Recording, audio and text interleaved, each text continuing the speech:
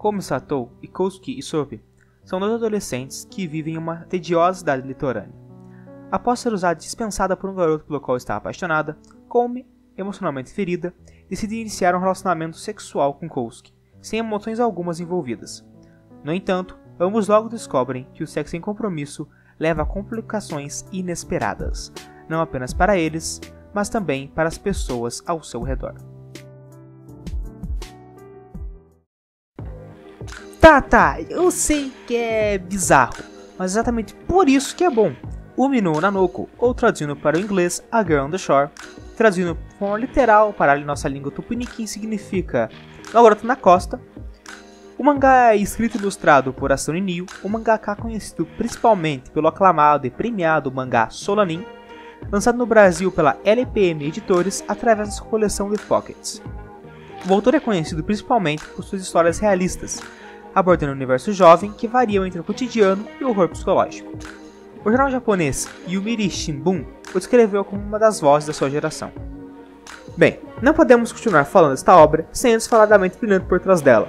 Inio Asano nasceu em 22 de setembro de 1980, em Ibaraki. Asano, que começou fazendo ilustrações em estilo 4-koma na escola, se tornaria assistente de Shin Takahashi, autor de Saikano, em 2000, e em 2001 se tornaria vencedor do prêmio GX para jovens autores da antologia Sunday GX, ou Shogokukan, destinada a jovens adultos. Asano tem seu diferencial, tanto seu estilo chamativo, desenho, tanto como a forma nua e crua de mostrar a vida como ela é, misturando o ultra-realismo com a caricatura, o absurdo e o realismo fantástico. Ele cria seu estilo e se destaca em meio a tantos outros. Uma das características mais inconfundíveis e marcantes é a presença de trilhas sonoras em suas páginas. O que mais me chamou a atenção nesta obra foi o jeito como o autor retrata a relação dos protagonistas. Koumi é uma garota de certa forma ingênua, tendo uma visão tipicamente apaixonada de uma adolescente, e por conta disso acaba se cegando ao ponto de ser usada como um objeto para sua apaixonite. Após o ocorrido, ela simplesmente não consegue processar a informação, e entra em uma espécie de estado de choque.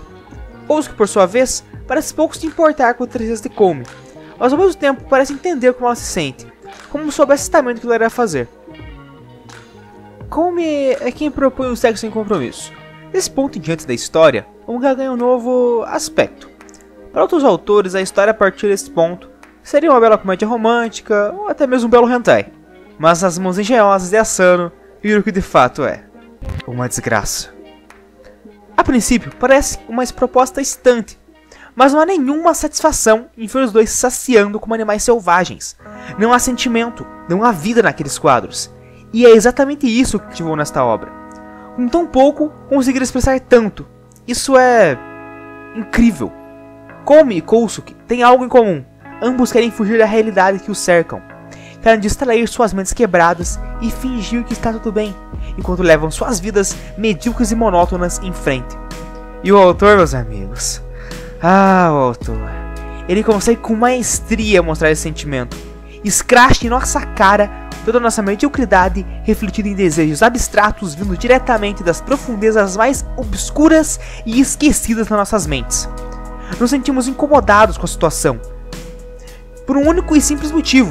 Mesmo que de forma distorcida, nós nos vemos refletidos daquelas pobres personagens, e ficamos chocados quando percebemos isso.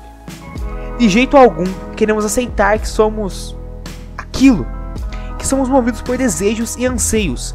Não queremos aceitar nossa própria insignificância perante todo o resto. E com isso, a obra acerta em cheio na primeira ferida já aberta por Freud na psicanálise. Um ponto que à primeira vista parece insignificante, mas que um olhar mais minucioso é claramente uma mensagem subjetiva, é a ausência do beijo dos personagens. Em uma análise mais profunda, eu diria que na realidade a ausência dessa afeição é demonstrar como Koumi não quer se aproximar sentimentalmente de Kousuke, pois nele ela enxerga apenas o consolo, meio que literalmente. Isobe, no início do mangá, demonstra gostar da heroína, mas a mesma diz não o ver como mais que uma distração. E em toda a trajetória da obra, podemos perceber que o protagonista não é normal. Em algumas partes ele se comporta como um animal desesperado, agindo apenas pelo instinto, quase como se não restasse nenhum resquício de humanidade dentro daquela casca vazia que apelidamos de Kousuke e Isobe. Por outras vezes, ele é frio calculista, como um verdadeiro psicopata. não se importando com o que o rodeia. Sua personalidade distorcida e inconstante é provavelmente um reflexo de sua infância solitária, tendo apenas um único membro familiar presente, que por fortuna do destino se suicidou. A perda da única pessoa que considerava família, seu irmão, o abalou de uma maneira irreversível, fazendo sua psique ficar completamente estabilizada. Por mais bizarro que pareça, a Sunny Neill me lembra um clássico autor brasileiro que estudamos na escola, Aloysio de Azevedo, com o clássico O Cortiço. Em ambas as obras, os personagens são propositalmente distorcidos para serem sátiras desumanas da sociedade em questão. A obra, em um âmbito geral, tem um dos mais espetaculares desenvolvimentos de personagem que eu já vi. A retratação desumana dos mesmos nos faz mergulhar de cabeça na trama, e de algum modo sentimos que a história é palpável, real. Faz uma crítica à covardia contemporânea de fugir dos problemas através do sexo, das drogas, dos jogos ou de qualquer outro tipo de vício. Porém, nem tudo são flores. Por mais incrível que os personagens sejam, a obra em seu enredo parece estagnada, um único ponto, como se não houvesse um avanço significativo na trama, que empurra os personagens para algo mais. Até mesmo o final deixa uma sensação de vazio, como se faltassem coisas, ainda que talvez seja proposital. Mas proposital ou não, a trama principal poderia ser melhor trabalhada. Como por exemplo, o futuro de Kousuke. Ele simplesmente some, ficando apenas a critério de nossas imaginações. As relações dos protagonistas com os personagens também poderiam ter ganhado uma atenção extra. Por vez, o mesmo vazio que preenche o final se aplica a essas relações. E por incrível que pareça, há sim romance entre os personagens principais, por mais minucioso que ele seja. Com o decorrer da história, Kousuke se torna cada vez mais apático e parece deixar de lado seus sentimentos por Komi, que em contrapartida começa a superar seu trauma e fica cada vez mais próxima e dependente dele.